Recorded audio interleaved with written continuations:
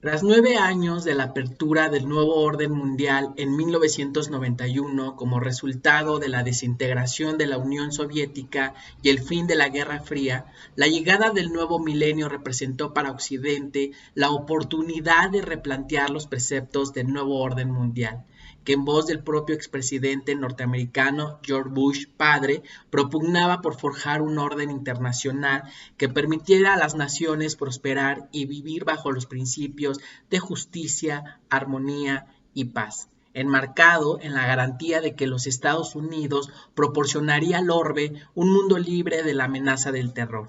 Después de todo, la amenaza comunista había sido derrotada. El efecto 2000 no fue más que una sensación generalizada de los primeros tropiezos occidentales en su ardua misión de transformar al mundo en una sociedad capitalista y globalizada. Sin embargo, fue hasta el 2001, con escasos 7 meses de administración del presidente George W. Bush, que los efectos de la primera década del nuevo orden mundial se materializaron en uno de los acontecimientos de mayor relevancia del siglo XXI, a saber, los atentados contra las Torres Gemelas y el Pentágono en Estados Unidos. Si bien los atentados llevados a cabo en la mañana del 11 de septiembre de 2001 contra las Torres Gemelas neoyorquinas, contra el Pentágono y el fallido en Pensilvania, en una rápida y simplista lectura de los hechos, evidenciaron la vulnerabilidad de los sistemas de seguridad de los Estados Unidos. Empero, es contundente que el verdadero trasfondo de los atentados del 11S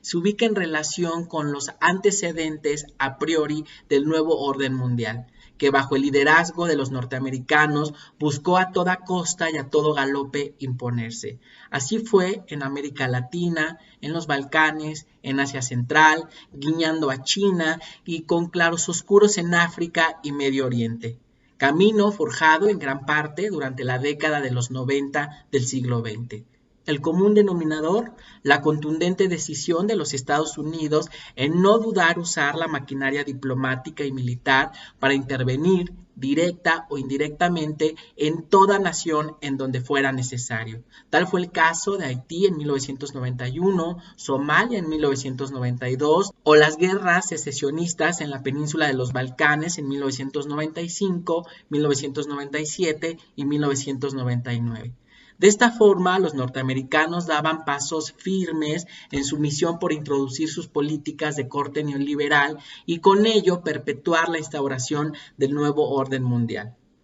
A la par de los Estados Unidos y como parte de los antecedentes a priori al nuevo orden mundial, en la década de los 90, el ánimo en Oriente Medio se encauzaba a un rechazo a la influencia occidental y más aún a todo proyecto socialista, siendo el fracaso de los regímenes arabistas y socialistas los que generaron desequilibrios ecológicos, quiebras presupuestarias, desastres sanitarios, pobreza y gobiernos autocráticos en toda la zona de Oriente Medio. Sin embargo, el rechazo a los occidentales se tornó con mayor fuerza en la zona, al tiempo que el mundo árabe musulmán se percataba que los Estados Unidos, como líder de Occidente, solo veía un interés geoestratégico en los nuevos gobiernos islamistas como bloques anticomunistas. Este interés se evidenció en Turquía en 1971 y 1980, cuando militares turcos colaboraron en una guerra sucia contra el Partido de los Trabajadores Kurdos. Pakistán, en el contexto de la ocupación soviética en Afganistán en 1979, los Estados Unidos encontraron oportunidad de contribuir, por no decir ingerir, a la contraofensiva afgana para hacer frente a los soviéticos, haciendo de Pakistán toda una base de operaciones y logística norteamericana. En esta línea, Egipto sirvió a los intereses de Washington como aliado indispensable para contrarrestar la ocupación soviética en Afganistán, disponiendo de las bases de Quena y Aswan para que aviones norteamericanos transportaran armas en dirección a Pakistán con el fin de equipar a los combatientes afganos. En esta misma sintonía de la ocupación soviética en Afganistán, que cabe aclarar, bueno, no es menester de mi trabajo el ahondar, sino solo recurrir como referencia para entender la actitud de rechazo de Oriente Medio hacia Occidente, principalmente hacia los Estados Unidos. Es de suma importancia mencionar la colaboración del gobierno norteamericano, si no explícita, pero sí implícita, con el grupo que en 2001 cobraría relevancia por su adjudicación como autor intelectual y material de los atentados terroristas contra las Torres Gemelas, Al-Qaeda, organización que se sumó a las operaciones militares de los Estados Unidos y sus aliados tradicionales, junto con los nuevos gobiernos islamistas para conformar un frente contra la ocupación soviética en Afganistán. La iniciativa del fundador de Al-Qaeda, el multimillonario y gerente de una de las mayores empresas constructoras del mundo, el saudí Osama Bin Laden, era la de proveer ayuda a la resistencia islamista afgana. Ayuda que no menospreció en absoluto los Estados Unidos por estar direccionada a combatir en aquel momento a su enemigo número uno, a la Unión Soviética. Es claro que tanto los Estados Unidos como los gobiernos islamistas de la década de los 80 del siglo XX, pues entendieron que el enemigo de mi enemigo es mi amigo, una lógica que les permitió en conjunto vencer a los soviéticos en 1989. Sin embargo, este interés geoestratégico norteamericano en Medio Oriente para contener al bloque comunista simplemente fue eso, el reconocimiento a la colaboración del mundo árabe musulmán en su aportación para contener a la Unión Soviética no encontró cabida en los medios de comunicación occidental. La maquinaria diplomática y militar norteamericana solo tenía un objetivo en mente tras el fin de la Guerra Fría: emprender un nuevo orden mundial, sin importar que a él se deban subyugar aliados antiguos. Peor aún, sin importar que el enemigo de mi ex enemigo ahora sea mi enemigo. La misma lógica que unió a Medio Oriente y a Occidente para contener y derrotar a los soviéticos en 1989, décadas posteriores sería la misma que los confrontaría.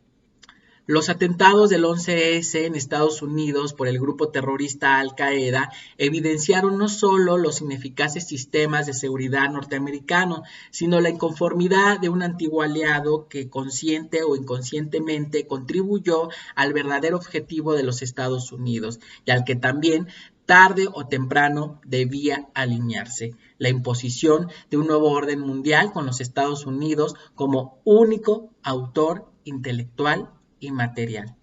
Para el Medio Oriente resultó todo un reductio ad absurdum su alianza con los norteamericanos en la guerra de Afganistán contra la Unión Soviética, al considerar que ello le confería la posibilidad de no verse amenazada con los futuros intereses occidentales de imponer un orden mundial. No es un absurdo creer que Medio Oriente estaría absuelta de toda intención norteamericana de ordenar al mundo en base a su particular visión capitalista y globalizadora. En conclusión, los atentados terroristas contra las Torres Gemelas, el Pentágono y el fallido en Pensilvania no es por nada la mejor alternativa que los seres humanos deban optar para solucionar sus inconformidades políticas, ideológicas, económicas o culturales. No es intención de este trabajo incitar o justificar actividades terroristas, sino de dar cuenta de las paradojas y los absurdos que sociedades occidentales u orientales, capitalistas o socialistas, protestantes o islamistas, moderadas o radicales o conservadoras y liberales engendran, perpetuando un mundo